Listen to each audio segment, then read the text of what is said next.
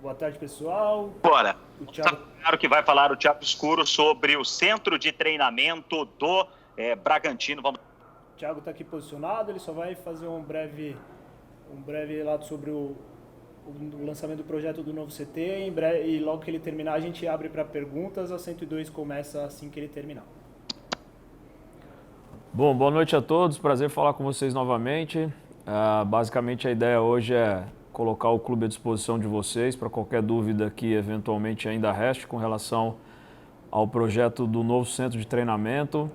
Ontem foi um dia importante, onde nós avançamos bastante no processo de aprovação, de regulamentação para início efetivo das obras. E aí tendo essa sinalização positiva, com todo o apoio da Prefeitura de Atibaia e os órgãos envolvidos nesse processo também, nós conseguimos anunciar o que é a perspectiva desse novo centro de treinamento, né? A gente vem colocando isso desde o dia 1, que infraestrutura é um pilar fundamental para que o clube possa continuar se desenvolvendo. O novo centro de treinamento vai nos dar possibilidades de integrar todas as categorias do clube. Nós temos uma ambição clara de nos tornarmos aí um dos maiores e principais formadores de atletas do futebol brasileiro nos próximos anos.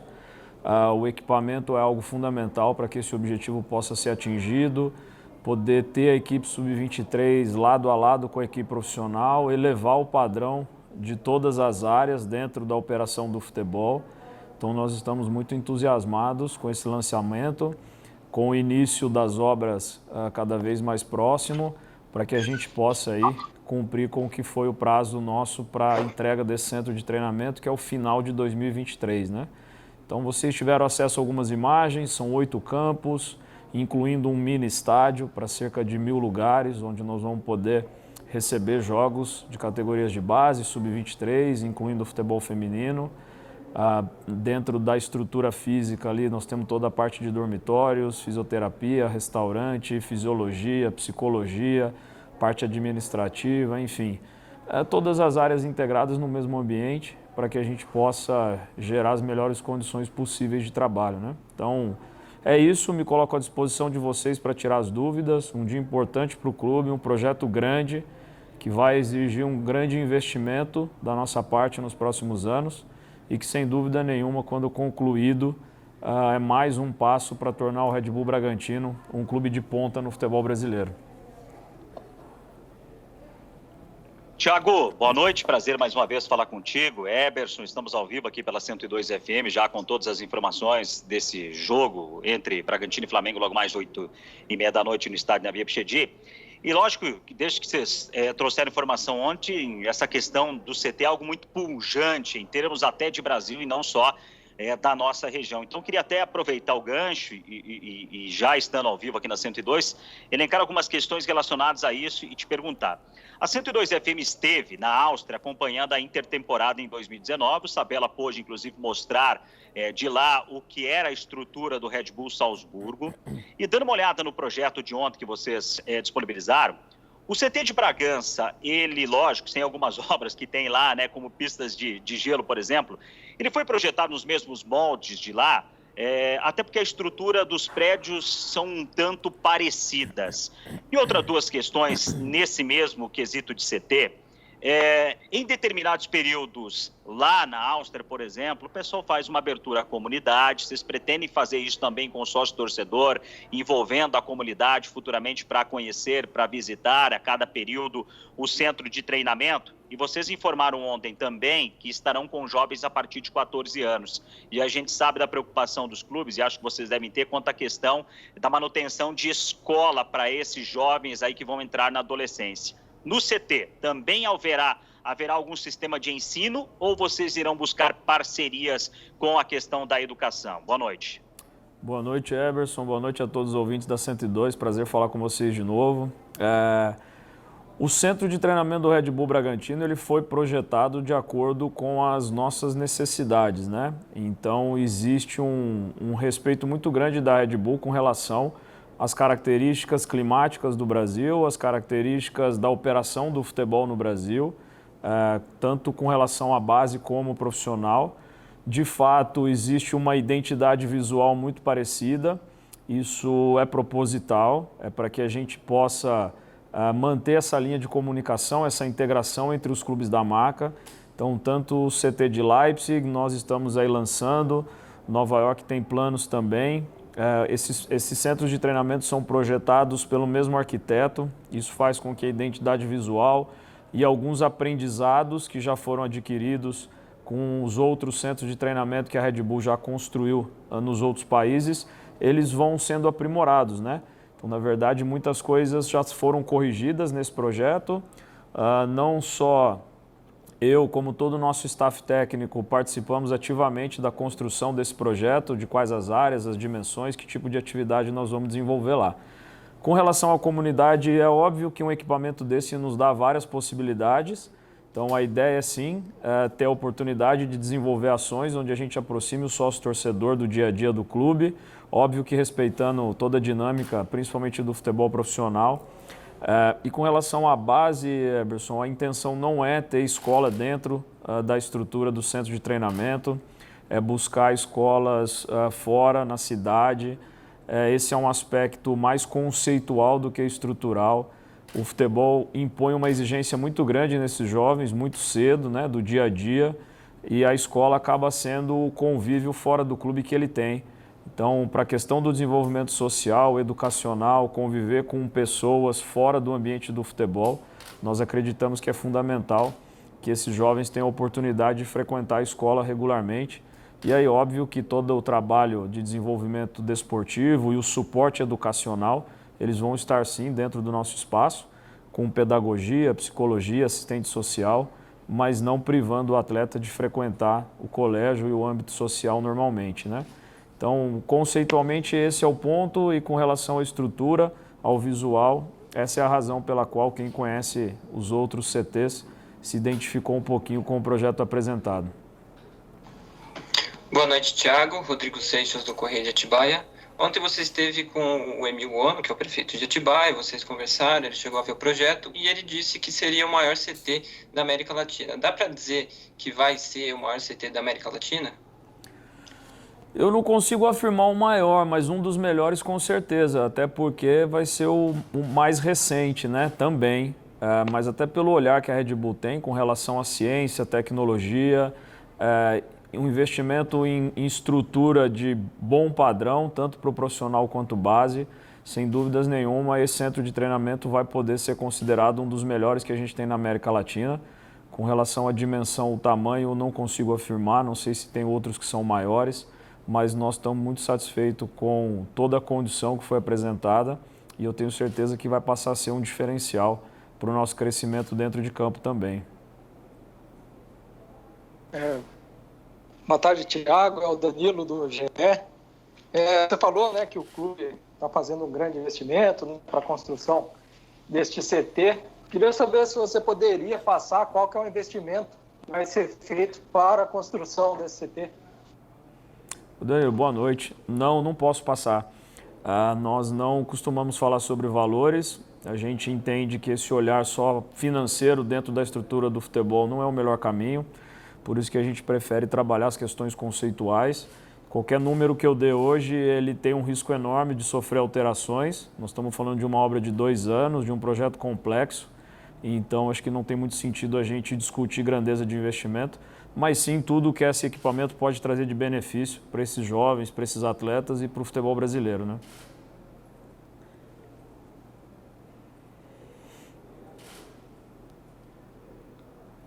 Bragança em Pauta pode fazer a pergunta. Tiago, muito se falou, né? Todo mundo esperando aí o centro de treinamento, mas muita gente ontem questionando por que Atibaia e não Bragança Paulista, né? Foi a questão de logística mesmo, não achou terreno em Bragança, só para deixar claro aí para o torcedor. E também já vou aproveitar e emendar uma pergunta que todo mundo faz também, o torcedor faz, com relação ao estádio, se tem alguma previsão de apresentação de projeto também.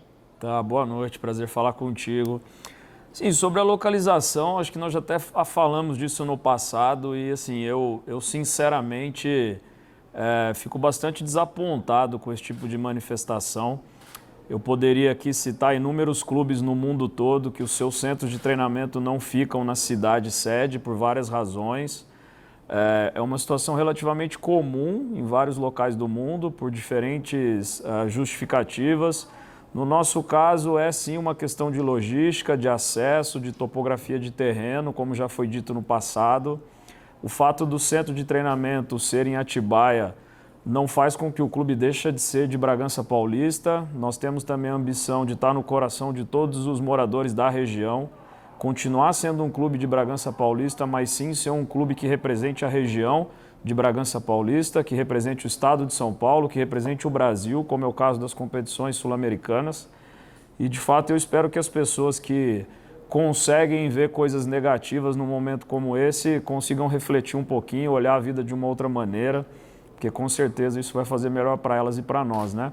Então, não incomoda essa manifestação, mas eu, sinceramente, acho que essa discussão ela é muito rasa para a gente dar tanta atenção.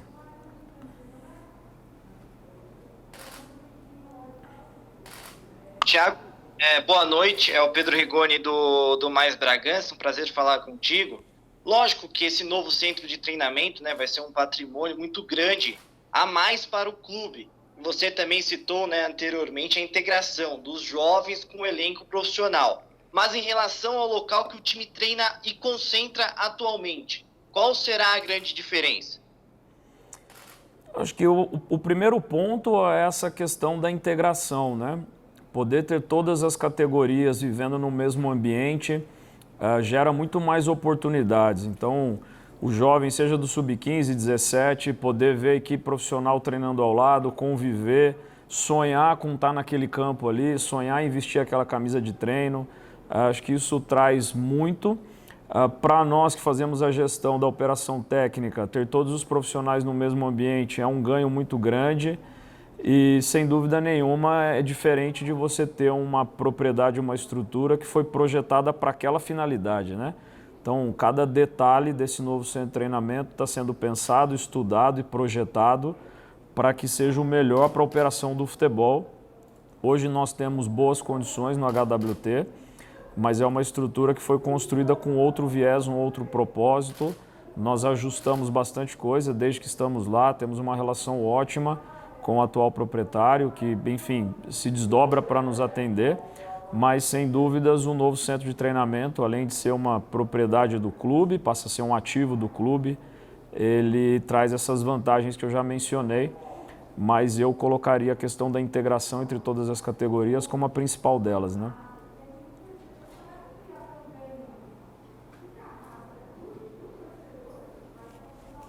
Diego, pode fazer sua pergunta. Tá certo, Thiago, boa noite, um prazer falar com você mais uma vez. Thiago, queria que você falasse um pouco, você não falou muito, né, após a classificação histórica para a Copa Sul-Americana, mas dessa classificação histórica para a final da Copa Sul-Americana, esse jogo em Montevidéu, o que representa para esse trabalho desde lá de 2019, né, quando começou esse projeto aqui em Bragança Paulista junto à Red Bull, e também sobre essa sequência de Campeonato Brasileiro. Eu acho que você já falou bastante sobre o CT e tudo que vai englobar, né, essa nova fase também do time com o centro de treinamentos, mas também sobre essa sequência de Campeonato Brasileiro, o Bragantino que ainda está neste bolo de cima da competição e tem jogos importantes aí também nessa sequência. Boa noite, Thiago. Boa noite, Diego. Obrigado. Primeiro, com relação à Sul-Americana, sem dúvida é histórico, tem que ser destacado a liderança e o trabalho do Maurício Barbieri com toda a comissão técnica. Precisa ser destacado o desenvolvimento desses atletas e o rendimento em campo que nos trouxe até aqui.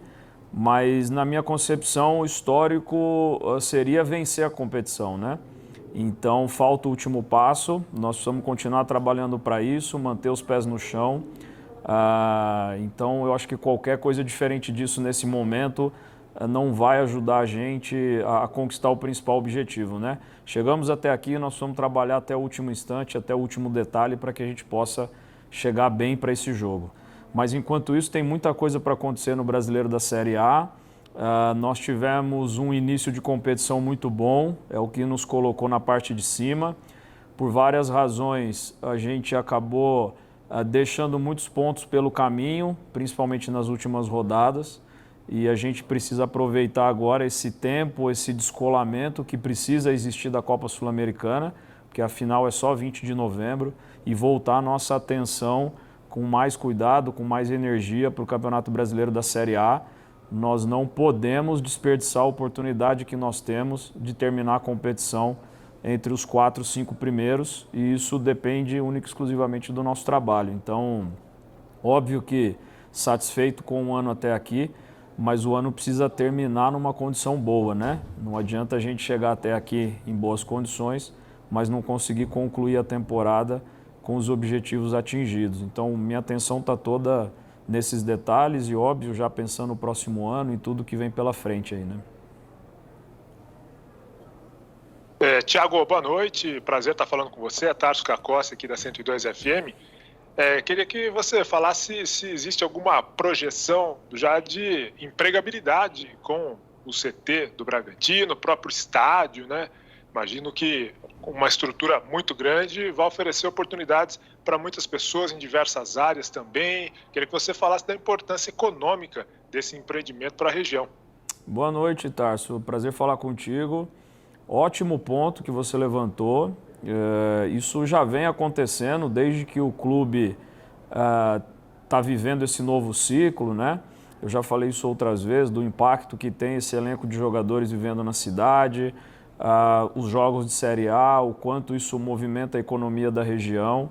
Hoje mesmo é um exemplo, nós estamos recebendo profissionais da imprensa do Brasil inteiro aqui para cobrir, até pelo adversário que nós temos pela frente. Isso traz atenção, isso traz mais atratividade, não só para o Red Bull Bragantino, mas para vários negócios da região toda. As operações dos jogos voltando com o público, como é o caso agora que nós estamos vivendo, já está gerando uma série de outras oportunidades, até pela complexidade do protocolo. A gente está com um staff cada vez maior para poder atender o torcedor em todas as etapas, né, de conferência de exame, credenciamento, pulseira, acesso ao estádio, venda de ingressos. E, sem dúvida nenhuma, o centro de treinamento também tende a gerar bastante oportunidade nesse sentido, né? Da parte técnica, grande parte do staff já estão conosco e vão migrar para esse centro de treinamento, mas é óbvio que em várias áreas a gente vai gerar empregos, vai gerar atividade econômica, e isso é muito saudável para a região como um todo, e a gente fica muito contente que o clube venha também trazendo esse tipo de impacto e benefício para a sociedade e para a região. Hoje o Bragantino tem o CT lá de Jarinu, e eu queria saber o que vai acontecer com lá, quem vai acabar utilizando aquele espaço depois que esse CT aqui em Atibaia ficar pronto. E também gostaria de saber se o Bragantino acabou sendo um bom exemplo no estado por ser o primeiro jogo com torcida depois do início da pandemia e acabou ajudando, de certa forma, a voltar esse prazo, que os jogos deveriam começar um pouco depois. O prazo era que as partidas demorassem um pouco mais para voltar a ter torcida, e acabou tendo esse adiantamento, né, para poder voltar já a partir de hoje. Bom, com relação ao CFA em Jarinu, ele não pertence à Red Bull, é uma estrutura arrendada, então nós já temos esse processo todo alinhado com o atual proprietário, e aí a partir do momento da migração de todas as categorias para Atibaia, cabe ao proprietário direcionar o uso da instalação, né? Eu não consigo te responder o que vai ser feito ali pós Red Bull Bragantino. E com relação à volta do público, eu acredito que sim, porque a experiência da Copa Sul-Americana aqui em Bragança, que contou com total apoio da Prefeitura de Bragança, da Secretaria de Saúde, envolveu muita coragem nossa no sentido de usar essa liberação que a Conmebol concedeu para mostrar que é possível fazer o retorno do público ao estádio com segurança, com protocolo, com algum controle, para que a gente possa gradativamente restabelecer também a presença do torcedor nos estádios, né? O que é fundamental para esse negócio, para essa indústria e principalmente para a relação passional que o brasileiro tem com os seus clubes. Então, eu entendo que sim, nós tivemos bastante profissionais e fiscais, tanto do governo do estado quanto da prefeitura, naquele jogo da Sul-Americana, e eu acho que isso possibilitou gerar uma segurança para que o governo do estado concedesse essa liberação a partir de segunda-feira, né? Então nós estamos muito contentes com o retorno no Brasileiro da Série A hoje, retornando já num jogo grande, contra um grande adversário, contra uma das maiores marcas do futebol brasileiro. Eu espero que o torcedor compareça sim, faça uma grande festa, aproveite o jogo, desfrute e que obviamente respeite os protocolos, as regras, procure cumprir com o que está sendo exigido para que a gente possa cada vez mais aumentar o número de pessoas e a frequência de eventos. Então eu entendo que sim, tanto da parte da Prefeitura de Bragança, fica aqui o reconhecimento e o meu agradecimento, assim como nós como clube que tivemos a iniciativa de nos movimentarmos para que o público pudesse retornar aos estádios no estado de São Paulo também, né? Tiago, é o Danilo do GE de novo. Queria falar sobre o projeto da arena, né, do estádio.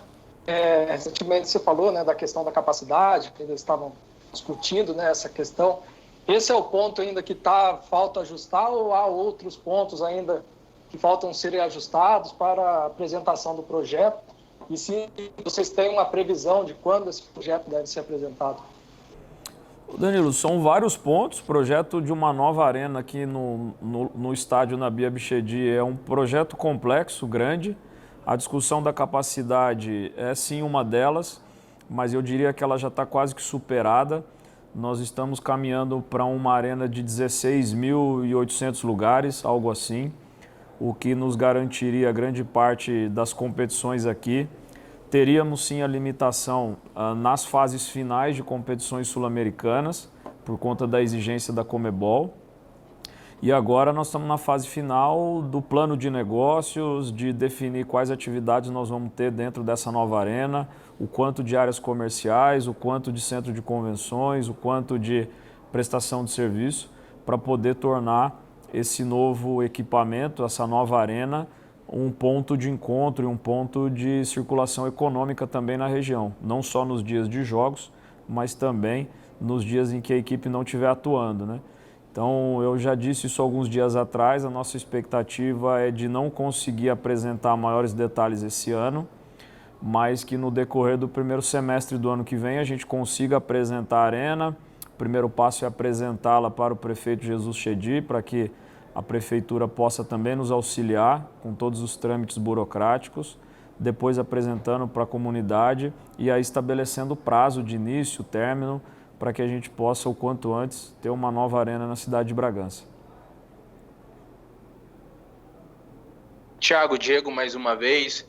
Desde o início da parceria, Tiago, vocês já investiram em jovens potenciais cerca de 150 milhões de reais. Tem a construção agora desse CT que pode ser um dos melhores CTs da América Latina. Esta adequação do estádio Nabi Abichedi para uma arena com capacidade para até 16 mil torcedores. Que patamar você imagina ver esse Bragantino daqui 3, daqui 5 anos? O que você projeta para esse futuro, tendo em vista todo esse investimento e esse trabalho estruturado que vocês têm empenhado aqui no time de Bragança Paulista? Bom, Diego, eu vejo o meu trabalho principal aqui, a minha grande missão é essa construção de médio prazo, né? É óbvio que existe uma atenção para o dia a dia, para os jogos, para a competição, mas eu não posso tirar o olhar e o trabalho desses grandes projetos, como é o centro de treinamento, como é a arena, porque esses projetos vão possibilitar o clube atingir o que, na minha concepção, é o que nós vamos conseguir construir, que é ser constantemente um clube de G5 do futebol brasileiro, conseguindo brigar em todas as competições que participa em bom nível, seja Copa do Brasil, Libertadores, Campeonato Paulista, sendo um clube que de fato busca títulos e conquistas ano a ano, o que não é muito fácil, porque independente desses números de investimento, seja em CT, infraestrutura ou até os citados por vocês 150 milhões de reais em jogadores desde a parceria, a gente compete hoje com um orçamento de 200 milhões de reais contra equipes que estão faturando 600, 700, 1 bilhão de reais, como é a previsão de faturamento esse ano do nosso adversário dessa noite. Então é natural que essas instituições tenham muito mais dinheiro no campo do que nós, e aí eu me refiro à folha salarial, a custos da operação do futebol, que são um pouco discutidos no dia a dia. Fala-se muito sobre o investimento nosso em compra de jogadores, mas discute-se pouco o quanto de pontos a gente tem produzido na competição, em que colocação a nossa folha estaria dentro desse campeonato, por exemplo. Então eu vejo o meu grande trabalho aqui é conseguir concluir nesse ciclo aí de 4, 5 anos, ter a equipe nesse patamar desportivamente e principalmente numa relação saudável com a cidade, com a região, tendo na arena grandes dias de eventos, o centro de treinamento como outro ponto de encontro. Eu vejo essa construção muito além da parte desportiva, né? Acho que tem um aspecto social que o futebol é uma potência que nós estamos pouco a pouco conseguindo ganhar espaço também dentro do nosso ambiente, do nosso universo. Encerramos a entrevista coletiva do Thiago Scuro. Obrigado, pessoal. Obrigado, Thiago. E depois do jogo, voltamos com o técnico Maurício Barbieri.